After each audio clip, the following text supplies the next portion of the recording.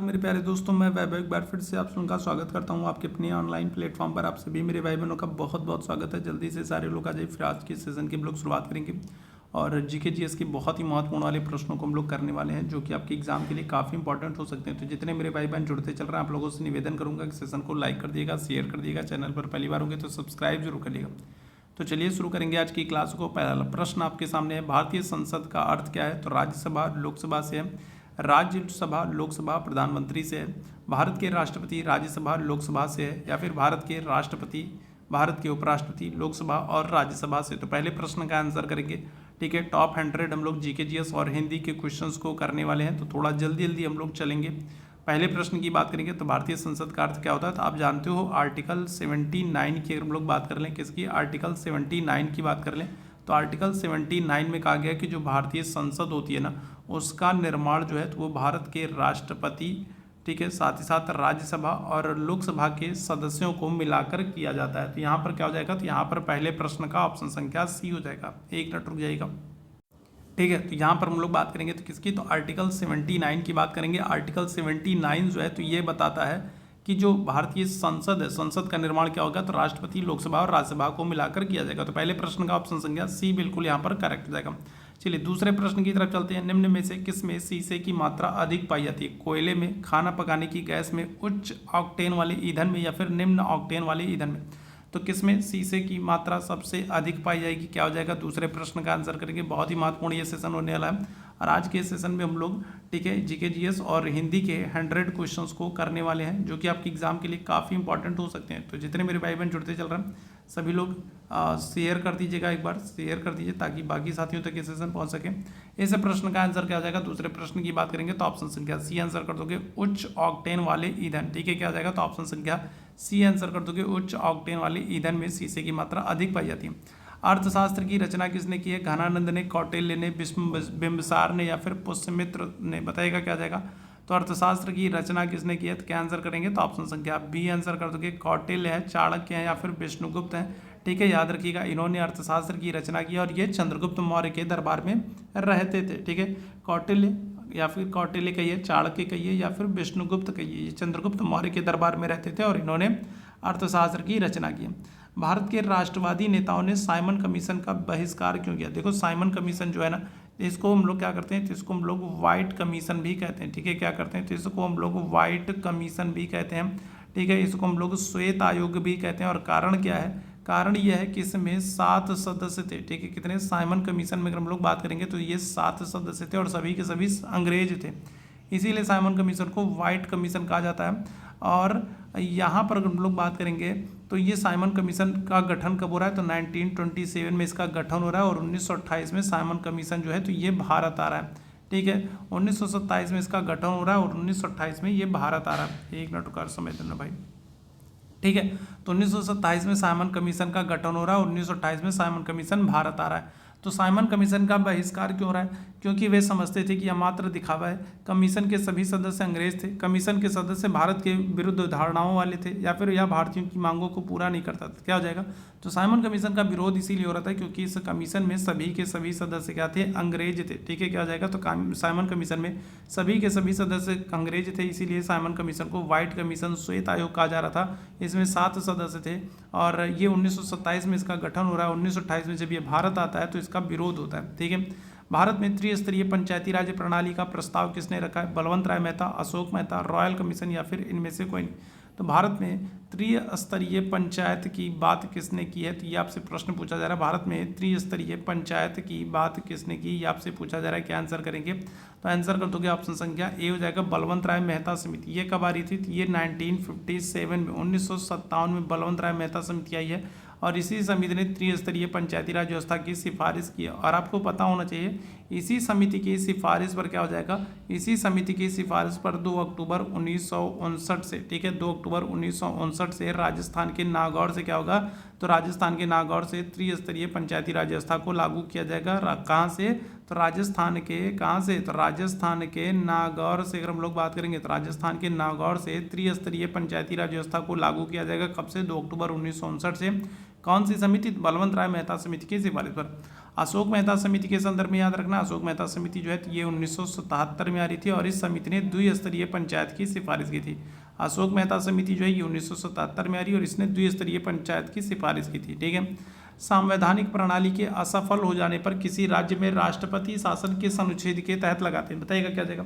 तो राष्ट्रपति शासन किस अनुच्छेद के तहत लगता है, आपसे यही प्रश्न पूछ रहा है, बताएंगे क्या हो जाएगा। इस प्रश्न का आंसर करेंगे, चलिए जल्दी से सारे मेरे भाई आंसर करेंगे क्या हो जाएगा।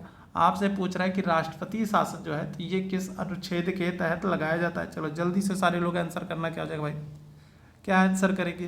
तो क्या हो जाएगा, तो 352 है, 356 है, 360 है या फिर 350 है, क्या हो जाएगा। तो 352 में तो आपको पता है, 352 में तो राष्ट्रपति जो है राष्ट्रीय आपातकाल है। 352 में क्या है, तो 352 में आप कहोगे कि नेशनल इमरजेंसी है, राष्ट्रीय आपातकाल है। ठीक है, क्या है, तो राष्ट्रीय आपातकाल जो है ये 352 में। ठीक है, 360 में अगर हम लोग बात करेंगे क्या है, तो 360 में वित्तीय आपातकाल है। ठीक है, क्या है, 360 में वित्तीय आपातकाल। यहाँ पर क्या आ जाएगा, तो आंसर कर देंगे, ऑप्शन संख्या बी हो जाएगा 356 में। ठीक है, क्या आ जाएगा, तो 356 में अगर हम लोग बात करेंगे क्या है, तो अनुच्छेद 356 में राष्ट्रपति शासन की बात है। ऑप्शन संख्या क्या आ जाएगा, तो बी आंसर कर देंगे। ठीक है, भारत में अगर हम लोग बात करें कि राष्ट्रीय आपातकाल कितनी बार लगा है, तो राष्ट्रीय आपातकाल आप याद रखिएगा 3 बार लगा। लोहे में जंग लगने के लिए किसकी आवश्यकता होती है, बताइएगा क्या आ जाएगा। तो लोहे में जंग लगने के लिए किसकी आवश्यकता होती है, ऑक्सीजन तथा कार्बन डाइऑक्साइड की, ऑक्सीजन तथा जल की, सीसा तथा कार्बन डाइऑक्साइड की, या फिर सीसा और ऑक्सीजन की। तो सातवें प्रश्न का आंसर करेंगे क्या हो जाएगा, चलिए जल्दी से बताइएगा। तो लोहे में अगर हम लोग बात करेंगे तो लोहे में जंग लगता है ना, तो लोहे का जो वजन है वो क्या हो जाता है, वो भार जो होता है उसका क्या होता है, बढ़ जाता है। वजन जो है वो क्या होता है, बढ़ जाता है। ये प्रश्न कई बार पूछा गया। ठीक है, लोहे में जंग लगने पर क्या होता है, तो उसका जो भार है, ठीक है, वो क्या होता है, तो वो भार बढ़ जाता है। एक बात तो आप ये याद रखिएगा। दूसरी चीज़, लोहे में जो जंग लगने की जो प्रक्रिया है ना, वो ऑक्सीकरण के कारण होती है, जिसमें आपको ऑक्सीजन और जल, ठीक है, नमी की आवश्यकता होगी। ऑप्शन संख्या क्या करेंगे, तो बी आंसर करेंगे। क्लियर है, आगे बढ़ेंगे अगले प्रश्न की तरफ। अगला जो प्रश्न है, सीसा एक है, तो बताइएगा क्या हो जाएगा। तो शुद्ध ठोस पदार्थ है, अति शीतित द्रव पदार्थ है, जैल है या फिर बहुलक है, क्या हो जाएगा। तो अगर हम लोग बात करेंगे तो सीसा है, सीसा क्या है, चलिए इस प्रश्न का आंसर करिएगा, क्या हो जाएगा। सीसा है, और सीसा क्या है, आप लोगों से यही पूछ रहा है, क्या आंसर कर देंगे, क्या आंसर कर देंगे। तो सीसा क्या है, क्या आंसर करिएगा, तो आंसर कर देंगे ऑप्शन संख्या बी हो जाएगा, अति शीतित द्रव पदार्थ है। ठीक है, यूरेनियम अंततः किस तत्व के अस्थाई आइसोटोप समस्थानिक में बदल जाता है, रेडियम है, थोरियम है, सीसा है या फिर पोलोनियम है। तो यूरेनियम के संदर्भ में आपसे पूछ रहा है, यूरेनियम जो है अंततः किस तत्व के अस्थाई आइसोटोप समस्थानिक में बदल जाता है। तो ये आप लोगों से पूछा जा रहा है। इस प्रश्न का आंसर करेंगे सभी मेरे भाई बहन। चलिए जल्दी से सारे लोग आंसर करेंगे, क्या हो जाएगा, चलिए जल्दी से बताएंगे क्या हो जाएगा। तो नए प्रश्न का आंसर क्या हो जाएगा, तो आंसर कर दोगे ऑप्शन संख्या सी आंसर कर दोगे, क्या हो जाएगा, सीसा हो जाएगा। ठीक है, क्या हो जाएगा, सी। चलिए आगे बढ़ेंगे अगले प्रश्न की तरफ। राष्ट्रीय पर्यावरणीय इंजीनियरिंग अनुसंधान संस्थान कहाँ पर है, पुणे में है, दिल्ली में है, नागपुर में या फिर चेन्नई में, बताएंगे क्या हो जाएगा। तो राष्ट्रीय पर्यावरण इंजीनियरिंग अनुसंधान संस्थान कहाँ पर है, पुणे में है, दिल्ली में है, नागपुर में है या फिर चेन्नई में। आंसर क्या हो जाएगा, आंसर कर दोगे ऑप्शन संख्या सी हो जाएगा, नागपुर में। ठीक है, राष्ट्रीय पर्यावरण इंजीनियरिंग अनुसंधान संस्थान।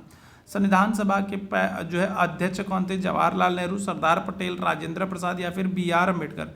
संविधान सभा के संदर्भ में आप लोगों को पता है 2 लोग अध्यक्ष हैं, कौन है, तो एक तो सच्चिदानंद सिन्हा जो कि अस्थायी अध्यक्ष है, और दूसरे जो है वो राजेंद्र प्रसाद हैं जो कि स्थायी अध्यक्ष है।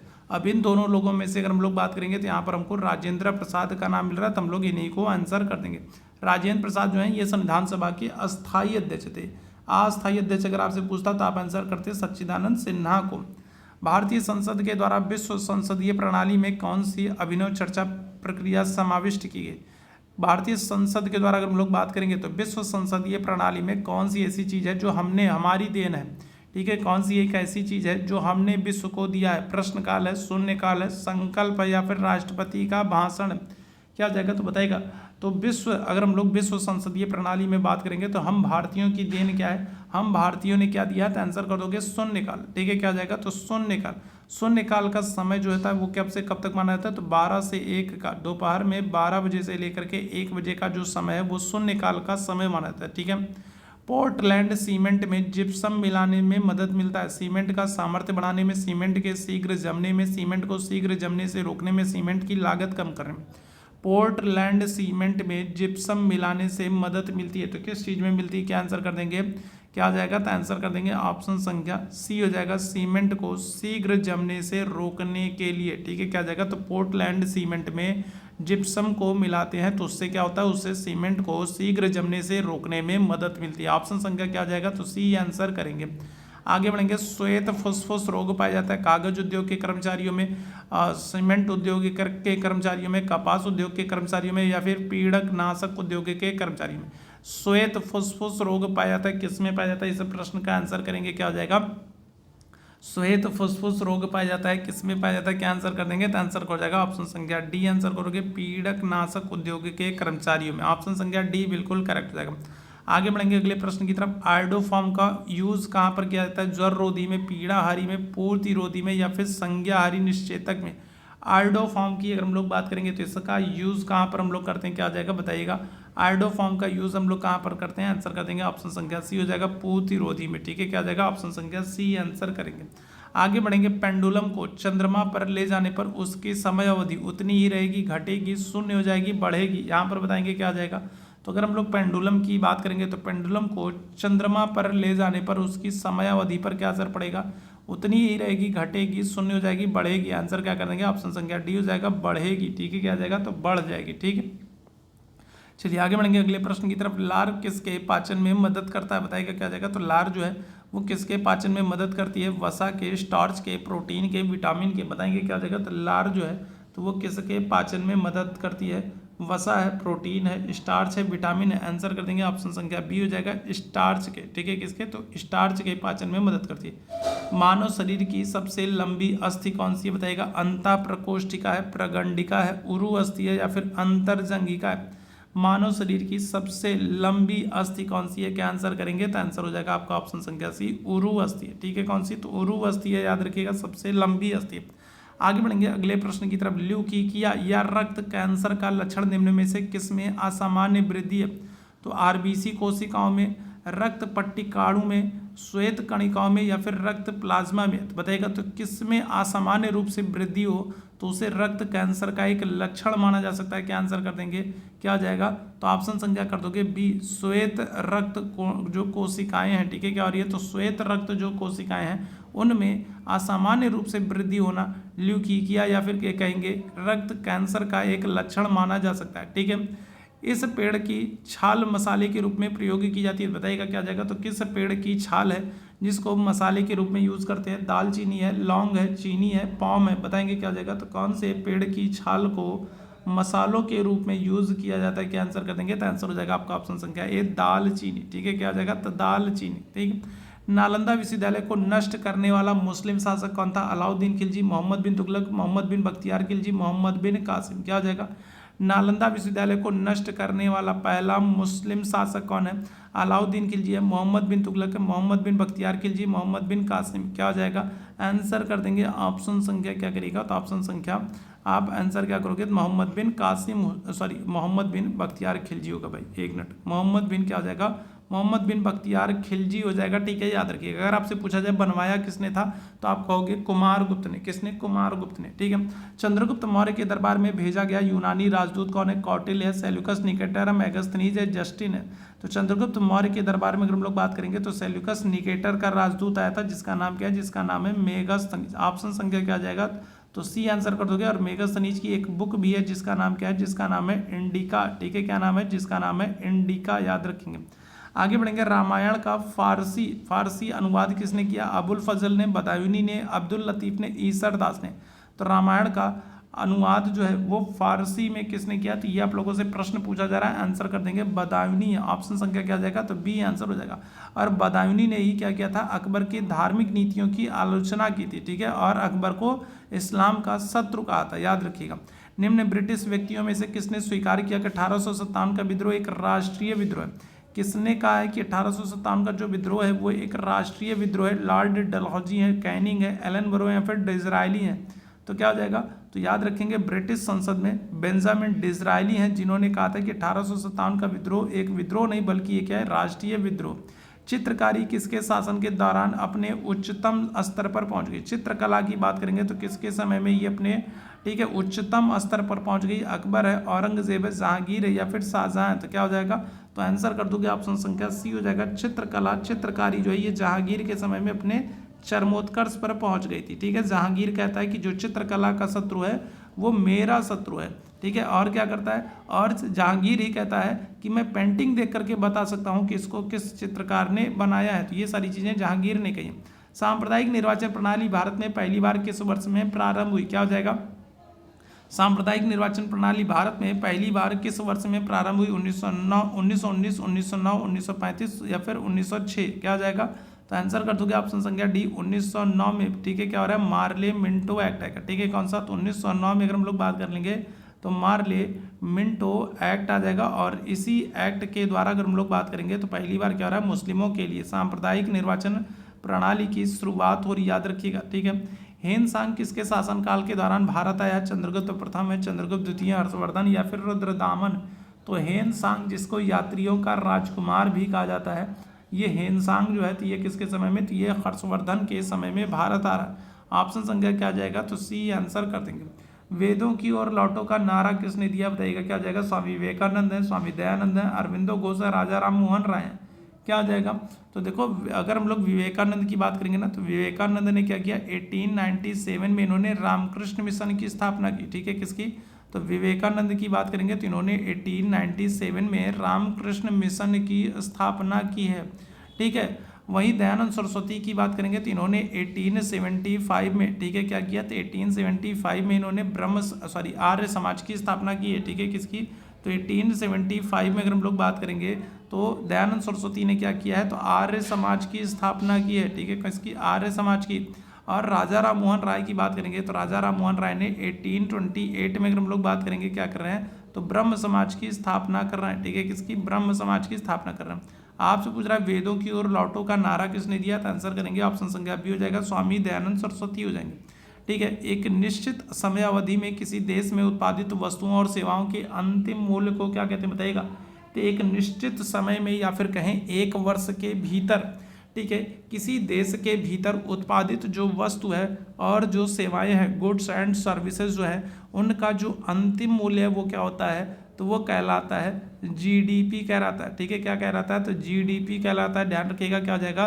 तो सकल घरेलू उत्पाद कहलाता है। ठीक है, क्या आ जाएगा? तो अगर हम लोग बात करेंगे, अच्छा, सेवाओं के कुल मूल्य को कह रहा है ना, उत्पादित जो सेवाएं होती हैं, उत्पादित जो सेवाएं होती हैं तो वो तो कहलाती हैं जीडीपी, और उनका जो कुल मूल्य होता है ना वो कहलाता है क्या? राष्ट्रीय आय कहलाता है, नेशनल इनकम कहलाता है। याद रखिएगा, एक वर्ष के भीतर किसी देश के अंदर उत्पादित जो वस्तु और जो सेवाएं होती हैं, ठीक है, उनको क्या कहते हैं? उनको कहते हैं सकल घरेलू उत्पाद, ग्रॉस डोमेस्टिक प्रोडक्ट। और उनका जो कुल मूल्य होता है ना उसको हम लोग क्या कहते हैं? उसको हम लोग कहते हैं राष्ट्रीय। ऑप्शन संख्या क्या जाएगा? तो बी आंसर करेंगे। क्लियर है? चलिए आगे बढ़ेंगे अगले प्रश्न की तरफ। अगले प्रश्न का आंसर करेंगे सभी लोग। अगले प्रश्न की तरफ चलेंगे। किसी अर्थव्यवस्था में निम्न में से कौन सा एक ऐसा कार्य है जो केंद्रीय बैंकों के कार्यों में शामिल नहीं है? तो बताएंगे क्या जाएगा। तो अगर हम लोग बात करेंगे तो भारत का केंद्रीय बैंक क्या है? तो भारत का केंद्रीय बैंक है, ठीक है, भारत का जो सेंट्रल बैंक है वो है आरबीआई।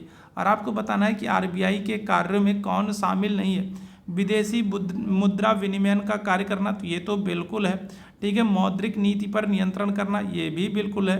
बैंकों के बैंक के रूप में काम करना, तो ये भी ठीक है, ठीक है। बैंकरों के बैंक के रूप में काम करना, तो ये भी ठीक है। सरकारी खर्च पर नियंत्रण स्थापित करना, तो ये आरबीआई का काम नहीं है, ठीक है, ध्यान रखिएगा। सरकारी खर्च पर, सरकार के खर्चों पर नियंत्रण करना, ये आरबीआई का काम नहीं है, ठीक है। आगे बढ़ेंगे। उस नई तकनीकी को क्या कहते हैं जो एक कृत्रिम दुनिया के सृजन की क्षमता प्रदान करती है और उसमें लोग परस्पर अंतःक्रिया भी कर सकते हैं।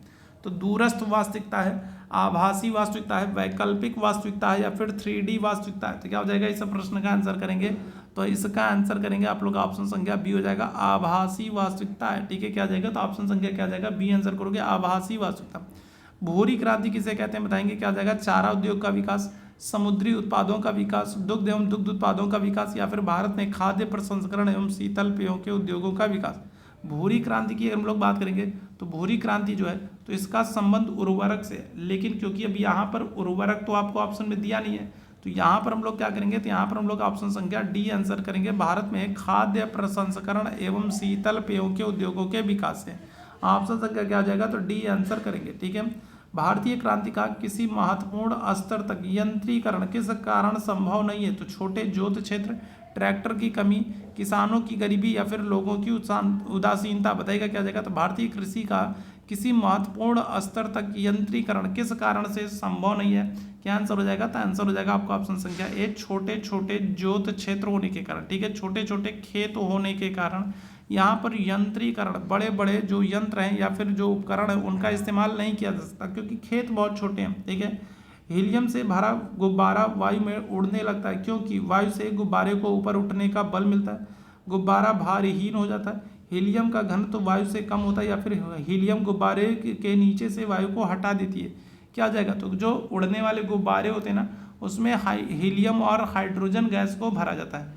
कारण क्या होता है, तो कारण ये होता है कि हीलियम का जो घनत्व होता है वो वायु से कम होता है। ऑप्शन संख्या क्या आ जाएगा, तो सी आंसर करेंगे। ठीक है। समुद्री समीर बहती है तो दिन के समय में, रात के समय में, दोनों समय में या फिर मौसमी होती है। ठीक है, बताइएगा क्या जाएगा, तो अगर हम लोग समुद्री समीर की बात करेंगे तो समुद्री समीर क्या होती है, तो समुद्री समीर जो है ये दिन के समय बहती है। ठीक है, दिन के समय आप देखोगे कि जो हवाएं हैं वो क्या हो रही हैं, वो जल से स्थल की तरफ चलती हैं। ठीक है, क्या होता है, दिन में अगर हम लोग बात करेंगे तो जो हवाएं हैं वो जल से स्थल की तरफ चलती हैं। ठीक है, और रात में इसका उल्टा होता है, रात में हवाएं जो है वो स्थल से जल की ओर चलती हैं। ठीक है, कोई व्यक्ति सूक्ष्मदर्शी और दूरदर्शी यंत्रों में अंतर क्या देखकर जान पाएगा, लंबाई, रंग, लेंस का आकार या फिर लेंस की लंबाई और आकार। क्या हो जाएगा, इस प्रश्न का आंसर करेंगे। तो कोई व्यक्ति, मान लीजिए आपको दो दूरबीन दे दी गई, एक सूक्ष्मदर्शी दे दिया यंत्र दे दिया गया और एक आपको क्या कर दिया गया, और एक आपको दूरदर्शी यंत्र दे दिया गया। तो दोनों में अंतर आप क्या कर पाओगे, तो आप एक तो लेंस की लंबाई और उसके आकार को देख करके, ऑप्शन संख्या क्या आ जाएगा, तो डी आंसर कर दोगे। ठीक है। कुचिपुड़ी नृत्य नाटक किस राज्य से संबंधित है, असम से, आंध्र प्रदेश से, उड़ीसा से, मणिपुर से। कुचिपुड़ी नृत्य जो है ये कहाँ से संबंधित है, क्या आ जाएगा, असम होगा, आंध्र प्रदेश होगा, उड़ीसा होगा, मणिपुर होगा। क्या आ जाएगा, आंसर कर देंगे ऑप्शन संख्या बी, आंध्र प्रदेश। आंध्र प्रदेश राज्य का लोक नृत्य है कुचिपुड़ी, ऑप्शन संख्या बी आंसर करिएगा। एक्स किरणों की खोज किसने की है, फैराडे ने, रोएंटजेन ने, एच डेवी ने या फिर लेवोजियर ने। तो एक्सरे अगर हम लोग बात करेंगे तो एक्स किरणों की खोज किसने की है, बताइएगा क्या हो जाएगा, एक्सरे की खोज किसने की है, बहुत इंपॉर्टेंट है, कई बार पूछा जा चुका है। आंसर कर दोगे ऑप्शन संख्या बी हो जाएगा, रोएंटजेन ने। ठीक है, किसने, रोएंटजेन ने। निम्न में से कौन सा भारत के पूर्वी तट का एक प्रमुख बंदरगाह है, बताएंगे। तो पूर्वी तट का मतलब समझ रहे हैं, पूर्वी तट का मतलब क्या है, तो पूर्वी तट का मतलब है इस तरफ। ठीक है, पूर्वी तट का मतलब है इस तरफ। तो इस तरफ का एक प्रमुख बंदरगाह कौन सा है, कांडला है, कारिकल है, विशाखापत्तनम है या फिर पुदुचेरी। तो मुख्य बंदरगाह कौन सा हो जाएगा, तो आंसर कर दोगे ऑप्शन संख्या बी हो जाएगा, विशाखापत्तनम हो जाएगा, जो कि आपको आंध्र प्रदेश में देखने को मिल जाएगा।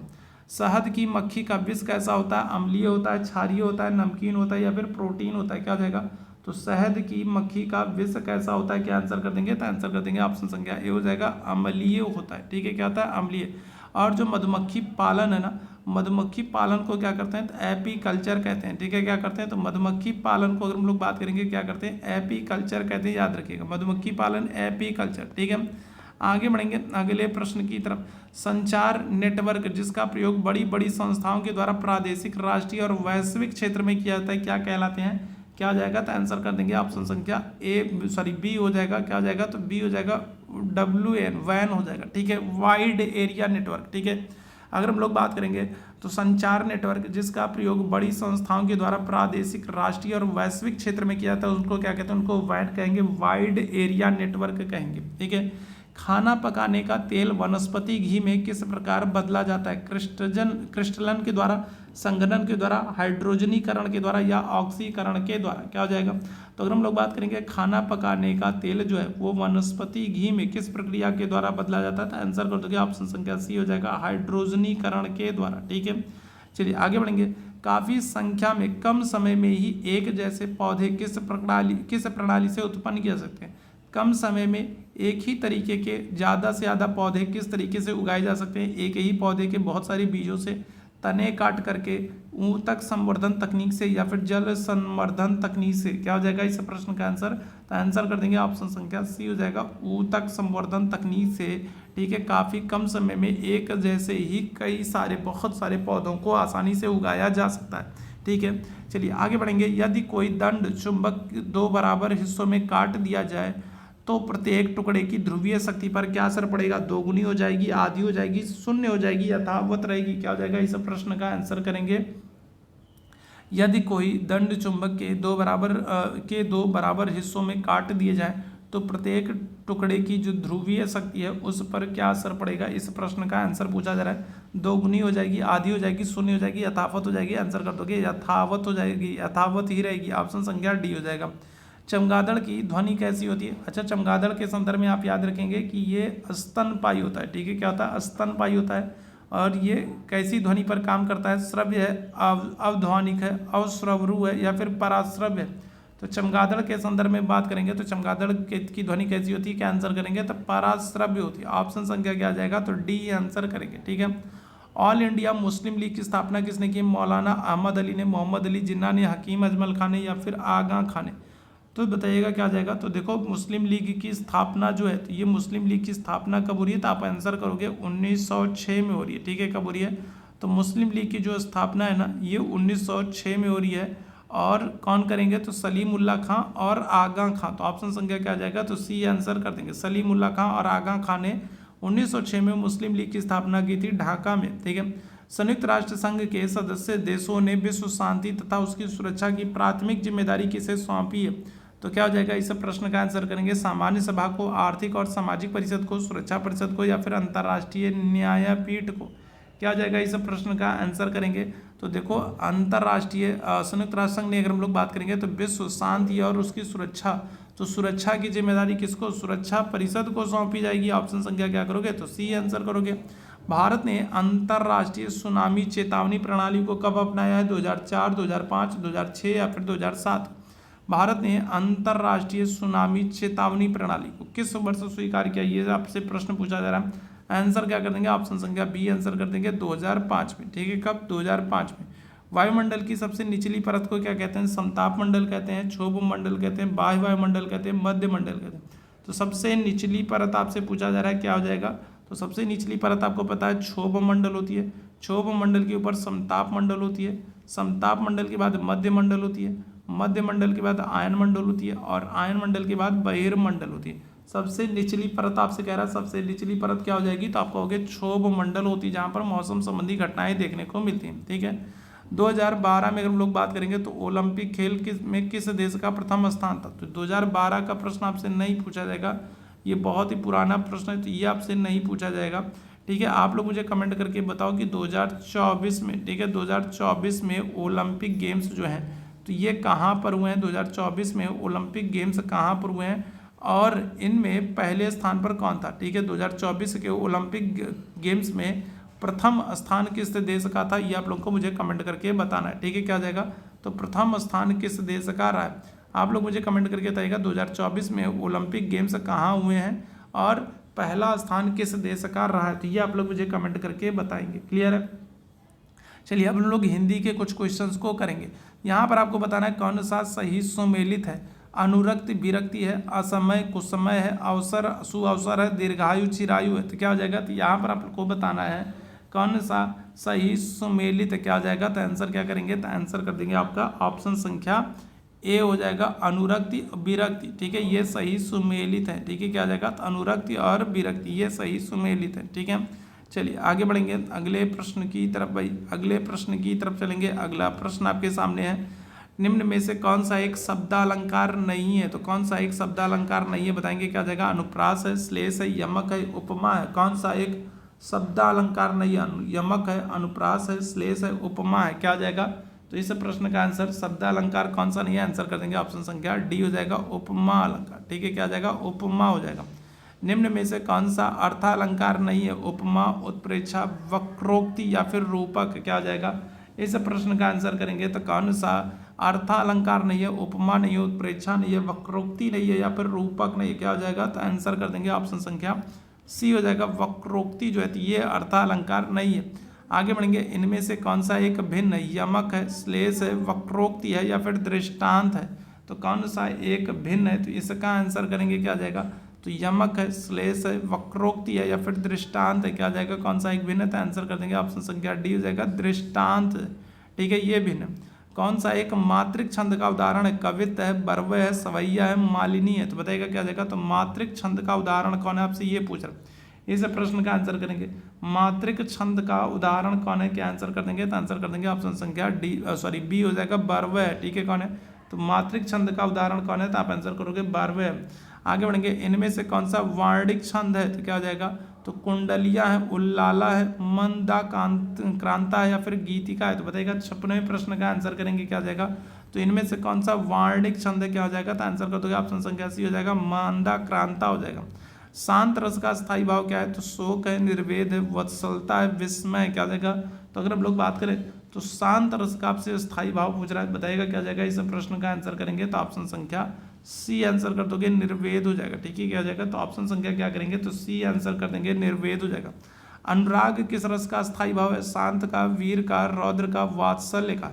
अनुराग जो है तो ये किस रस का अस्थायी भाव है, तो इस प्रश्न का आंसर कर देंगे, क्या आ जाएगा, करेक्ट आंसर कर दोगे ऑप्शन संख्या बी हो जाएगा, वात्सल्यता का। ठीक है, क्या आ जाएगा, तो बी आंसर कर दोगे, वात्सल्यता का।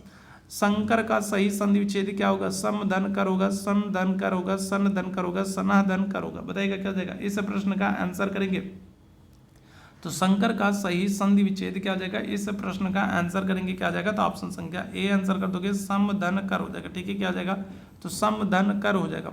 व्यर्थ का सही संधि विच्छेद क्या होगा, इस प्रश्न का आंसर करेंगे। व्यर्थ का सही संधि विच्छेद क्या होगा, इस प्रश्न का आंसर करिएगा।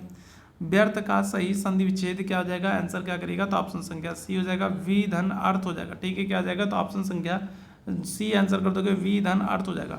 ठीक है, निम्न में से एक वाक्य में क्रिया भक्षण करने के अर्थ में प्रयुक्त हुई, यह वाक्य बताइएगा क्या हो जाएगा, वह हराम का पैसा खाता है, वह कसम खाता है, वह जूते खाता है, वह आम खाता है, तो इसमें बताएंगे क्या आ जाएगा, तो इस अगर हम लोग बात करेंगे तो एक वाक्य में क्रिया भक्षण करने के अर्थ में प्रयुक्त हुई है, इसका यह वाक्य है, बताइएगा क्या हो जाएगा, तो भक्षण का मतलब क्या होता है, जो है खाने से होता है, और यहाँ का खाने का मतलब भोजन से है, तो यहाँ पर क्या हो जाएगा, तो यहाँ पर आप कहोगे वह आम खाता है। ठीक है, क्या हो जाएगा, तो वह आम खाता है, ऑप्शन संख्या क्या आ जाएगा, तो डी हो जाएगा। तू डाल डाल मैं पात पात का अर्थ क्या है, खतरा उठाना, आगे आगे दौड़ना, पेड़ पर चढ़कर खेलना, चालाकी का जवाब चालाकी से देना, तो क्या हो जाएगा, तो तू डाल डाल मैं पात पात क्या हो जाएगा, तो आंसर कर दोगे ऑप्शन संख्या डी हो जाएगा। ऑप्शन संख्या डी आंसर कर दोगे, चालाकी का जवाब चालाकी से देना। ठीक है, ऑप्शन संख्या डी आंसर कर देंगे। ठीक है, अकाल पीड़ित में समास है, बताएगा, तो अकाल पीड़ित, अकाल से पीड़ित क्या हो जाएगा, कर्मधारय है, द्वंद्व है, तत्पुरुष है, बहुव्रीहि है, तो अकाल पीड़ित में अगर हम लोग बात करेंगे, अकाल पीड़ित बताइएगा क्या हो जाएगा, इस प्रश्न का आंसर, तो अकाल पीड़ित, अकाल से पीड़ित क्या हो जाएगा, तत्पुरुष हो जाएगा, ऑप्शन संख्या सी आंसर करिएगा। ठीक है, अन्वेषण का शुद्ध संधि अनुच्छेद संधि विच्छेद क्या होगा, बताइएगा, तो क्या हो जाएगा, तो अन्वेषण का अगर हम लोग बात करेंगे तो सही संधि विच्छेद क्या हो जाएगा, इस प्रश्न का आंसर करेंगे, क्या हो जाएगा, आंसर कर दोगे ऑप्शन संख्या डी हो जाएगा, अनुधन ऐसण हो जाएगा। ठीक है, क्या हो जाएगा, तो अनुधन ऐसण हो जाएगा, अन्वेषण, ऑप्शन संख्या डी आंसर करिएगा।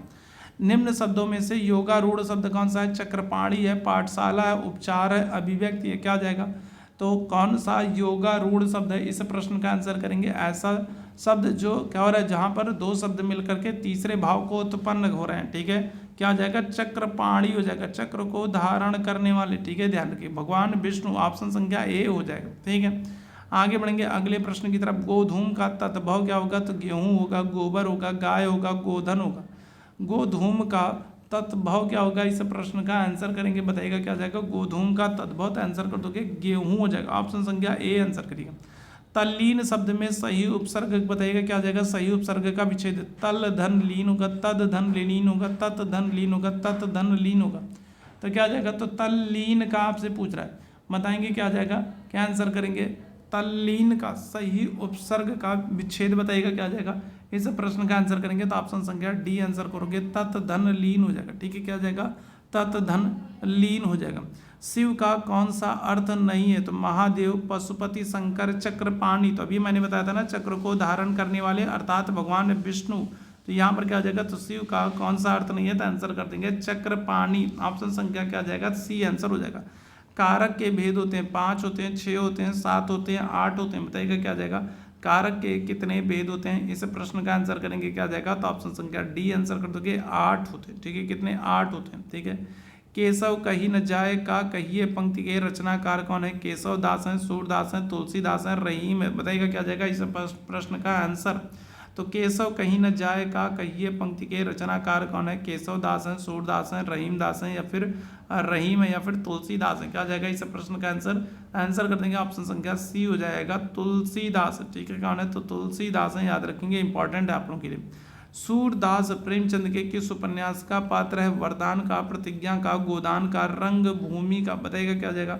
तो सूरदास अगर हम लोग बात करेंगे तो सूरदास जो है ये मुंशी प्रेमचंद के किस उपन्यास का पात्र है? क्या आंसर हो जाएगा? तो आंसर कर देंगे ऑप्शन संख्या डी हो जाएगा, रंगभूमि। ठीक है, किसका? तो रंगभूमि का। ठीक है, याद रखेंगे। आगे बढ़ेंगे।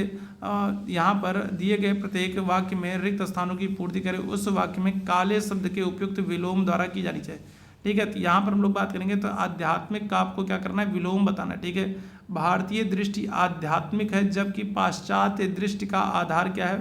पदार्थवादी है, विभाजन है, निरेश्वरवादी है, या फिर भौतिक है।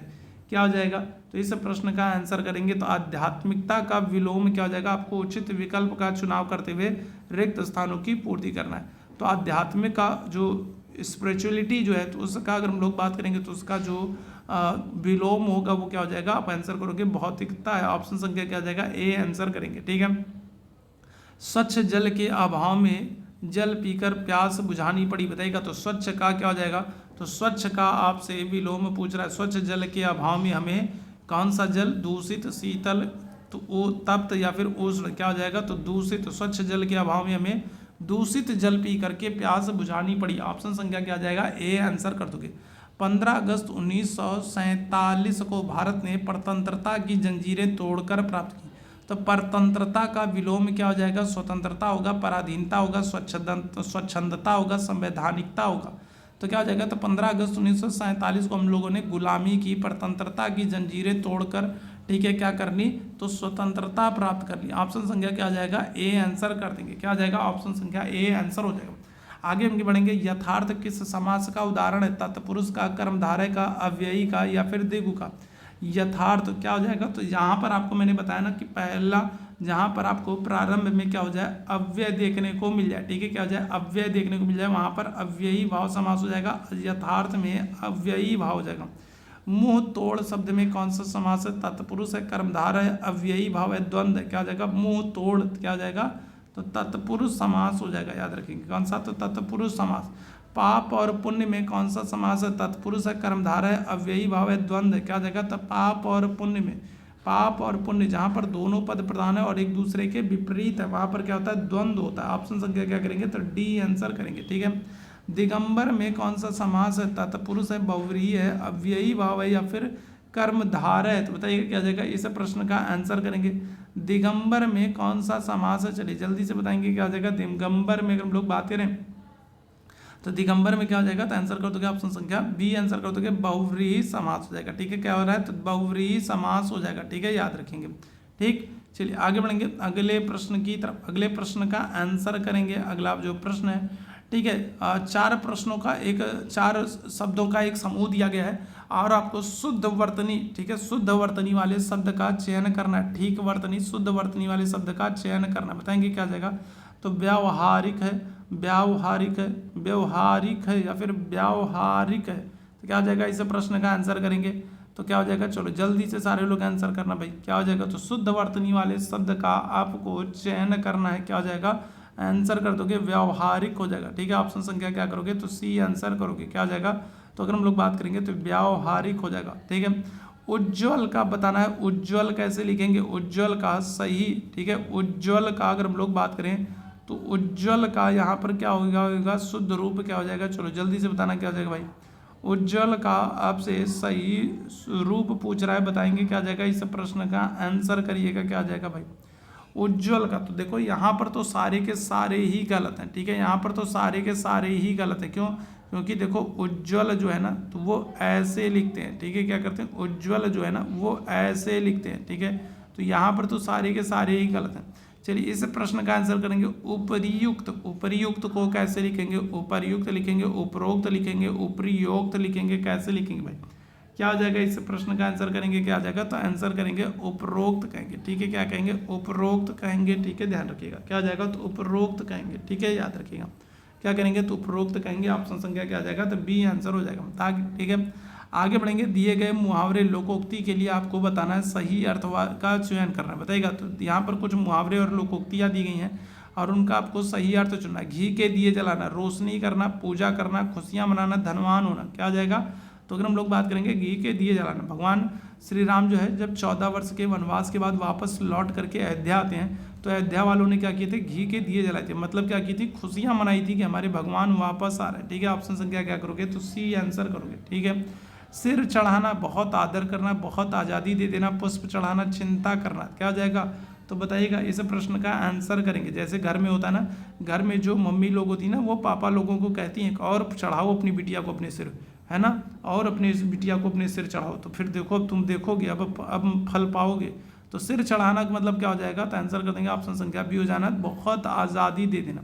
ठीक है, ऑप्शन संख्या क्या आ जाएगा, तो बी आंसर हो जाएगा। ठीक है, अक्सर मम्मी लोग पापा लोगों को कहती रहती कि तुम ही लोगों ने, ठीक है, बिटिया को चढ़ाया है और बिगाड़ा है। आम की आम गुठलियों के दाम, आम और गुठलियाँ खरीदना जिसमें सब लाभ ही लाभ हो, आम खरीद कर गुठलियों को बेचना जिसमें सब हानियाँ हो। तो आम के आम गुठलियों के दाम क्या हो जाएगा, तो जिसमें सब के सब क्या हो, सब लाभ ही लाभ हो। ठीक है, आम के भी दाम और गुठलियों के भी दाम, ठीक है, क्या हो, सब लाभ ही लाभ हो। ऑप्शन संख्या बी आंसर करेंगे। आगे बढ़ेंगे। हर गीतिका छंद के प्रत्येक चरण में कितनी मात्राएं होती हैं, क्या आ जाएगा, तो हर गीतिका छंद के प्रत्येक चरण में अगर हम लोग बात करेंगे कितनी मात्राएं होती हैं, क्या आंसर हो जाएगा, तो ऑप्शन संख्या डी आंसर कर दोगे 28। ठीक है, कितनी, 28। ऑप्शन संख्या क्या कर दोगे, तो डी आंसर कर दोगे। आगे बढ़ेंगे। कलम का सिपाही किसे कहा गया, प्रेमचंद को, निराला को, प्रसाद को, दिनकर को, बताइएगा। तो कलम का सिपाही किसे कहा गया, इस प्रश्न का आंसर करेंगे क्या आ जाएगा, कलम का सिपाही किसे कहा गया, तो आप आंसर कर दोगे मुंशी प्रेमचंद को। किसको, तो मुंशी प्रेमचंद को। ऑप्शन संख्या क्या आ जाएगा, ए आंसर हो जाएगा। निष्फल किस प्रकार की संधि है, स्वर संधि है, स्वर संधि है, व्यंजन संधि है, विसर्ग संधि है, फिर गुण स्वर संधि है, बताइएगा क्या आ जाएगा। तो निष्फल की हम लोग बात करेंगे तो निष्फल ये किस प्रकार की संधि है, क्या आ जाएगा, इस प्रश्न का आंसर करेंगे सभी मेरे भाई बहन। चलिए जल्दी बताएंगे क्या आ जाएगा, तो आंसर कर दोगे क्या हो जाएगा भाई, क्या आंसर कर दोगे, तो आंसर कर दोगे ऑप्शन संख्या सी हो जाएगा, विसर्ग संधि। ठीक है, कौन सी, विसर्ग संधि। ऊ संधि का उच्चारण स्थान क्या है, कंठ है, मुर्दा है, दांत, तालु है, या फिर दंतोष्ठ है, बताएंगे क्या आ जाएगा। तो अगर हम लोग बात कर ले, ठीक है, तो आपसे पूछ रहा है ऊ जो है, ऊ ध्वनि का उच्चारण स्थान क्या है, कंठ है, मुर्दा है, दंतोष्ठ है, तालु है, क्या हो जाएगा। इस प्रश्न का आंसर करेंगे तो आंसर कर दोगे ऑप्शन संख्या ए आंसर कर दिएगा, कंठ हो जाएगा। ठीक है, क्या हो जाएगा, कंठ हो जाएगा। ठीक है, आकाशदीप किसकी रचना है, प्रेमचंद की, निराला की, जयशंकर प्रसाद की, यशपाल की, बताइएगा क्या आ जाएगा। तो आकाशदीप किसकी रचना है, इस प्रश्न का आंसर करेंगे क्या आ जाएगा, आंसर कर देंगे ऑप्शन संख्या बी हो जाएगा, जयशंकर प्रसाद की। ठीक है, किसकी, जयशंकर प्रसाद की। अंधा युग किस प्रकार की रचना है, उपन्यास है, काव्य है, काव्य नाटक है, या फिर नाटक है, बताइएगा। अंधा युग, सबसे पहले तो ये बताओ अंधा युग किसकी रचना है, ये मुझे बताइएगा। सबसे पहले तो मुझे ये बताओ अंधा युग किसकी रचना है। ठीक है, पहले ये बताइए, और यहाँ पर आपको बताना है क्या आ जाएगा इस प्रश्न का करेक्ट आंसर। तो आंसर कर देंगे ऑप्शन संख्या सी हो जाएगा, काव्य नाटक हो जाएगा। ठीक है, क्या हो जाएगा, तो अंधा युग क्या है, काव्य नाटक है। ठीक है, कोणार्क नाटक के लेखक कौन है, जयशंकर प्रसाद है, जगदीश चंद्र माथुर है, लक्ष्मी नारायण मिश्रा है, मोहन राकेश है, क्या हो जाएगा। तो अगर हम लोग बात करेंगे तो क्या हो जाएगा, तो यहाँ पर कोणार्क नाटक के लेखक कौन है, क्या आंसर कर दोगे ऑप्शन संख्या बी हो जाएगा, जगदीश चंद्र माथुर हो जाएंगे। ठीक है, चलिए आगे बढ़ेंगे अगले प्रश्न की तरफ। अनामिका किसका काव्य संग्रह है, निराला का, पंत का, महादेवी वर्मा का, प्रसाद का। अनामिका बहुत ही महत्वपूर्ण है, अनामिका, और अनामिका से कई बार पूछा गया प्रश्न है, क्या हो जाएगा, तो आंसर कर देंगे सूर्यकांत त्रिपाठी, निराला का हो जाएगा। ऑप्शन संख्या क्या आ जाएगा, ए आंसर कर देंगे। यदि ए, ओ, ए और ए जो है, औ जो है कि आगे कोई स्वर आता है तो इनके स्थान क्रमशः अय, औ, आय, आओ में बदल जाते हैं, और ये किस स्वर संधि कहलाती, बताइएगा क्या हो जाएगा, कौन सी स्वर संधि है, तो वृद्धि है, यड़ है, अयादि है, या फिर दीर्घ है। तो क्या हो जाएगा, इस प्रश्न का आंसर करेंगे, बताइएगा क्या हो जाएगा, कौन सी संधि हो जाएगी, तो आंसर कर देंगे ऑप्शन संख्या बी हो जाएगा, यड़ संधि। ठीक है, कौन सी, तो यड़ स्वर संधि हो जाएगी। ठीक है, आगे बढ़ेंगे। समानार्थक शब्द, दिए गए शब्दों के समान अर्थों वाले शब्द चुनना है। तो किसान धरती का मातृवत सम्मान करता है, तो यहाँ पर आपको क्या करना है, धरती का, ठीक है, क्या करना है, तो आपको धरती का आपको समानार्थक पर्यायवाची समान अर्थ वाला चुनना है। क्या हो जाएगा? तारिणी है, रजनी है, भार्या है, वसुधा है। क्या हो जाएगा? तो आंसर करेंगे ऑप्शन संख्या डी हो जाएगा, वसुधा हो जाएगा। ठीक है, क्या हो जाएगा? तो आंसर क्या कर देंगे? तो आंसर कर देंगे ऑप्शन संख्या डी हो जाएगा, वसुधा कर देंगे। ठीक है, नदी जीवन भी देती है और विनाश भी करती है। तो इसमें नदी का आपको पर्याय बताना है। क्या हो जाएगा? तो सुरसरी है, सरिता है, देव नदी है, सुरभि है। क्या हो जाएगा?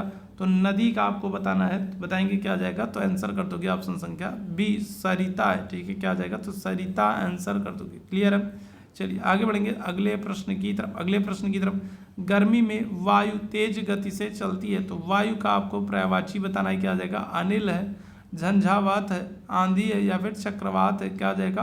तो अगर हम लोग बात करें गर्मी में वायु तेज गति से चलती है, तो वायु का पर्याय क्या हो जाएगा? तो आंसर कर देंगे अनिल, ऑप्शन संख्या ए आंसर कर देंगे। ठीक है, आगे बढ़ेंगे। निम्न में से कौन सा सुमेलित नहीं है? तो सर सरोवर है, सर्ग अध्याय है, स्वर्ण सोना है, सूची पवित्र। क्या हो जाएगा? तो यहाँ पर हम लोग बात करें, बताएगा क्या आ जाएगा? तो यहाँ पर हम लोग बात करेंगे क्या आ जाएगा? कौन सा सही सुमेलित नहीं है? तो सर सरोवर ये तो बिल्कुल एकदम सही है। सर्ग अगर हम लोग बात करेंगे, अध्याय ये भी बिल्कुल सही है। सूची अगर हम लोग बात करेंगे, पवित्र ये भी सही है। ठीक है, यहाँ पर हम लोग बात करें ऑप्शन संख्या सी हो जाएगा, सवर्ण। सवर्ण का मतलब क्या है? सवर्ण का मतलब EWS से है। ठीक है, ध्यान रखिएगा, जो 10% आरक्षण मिल रहा है सवर्ण।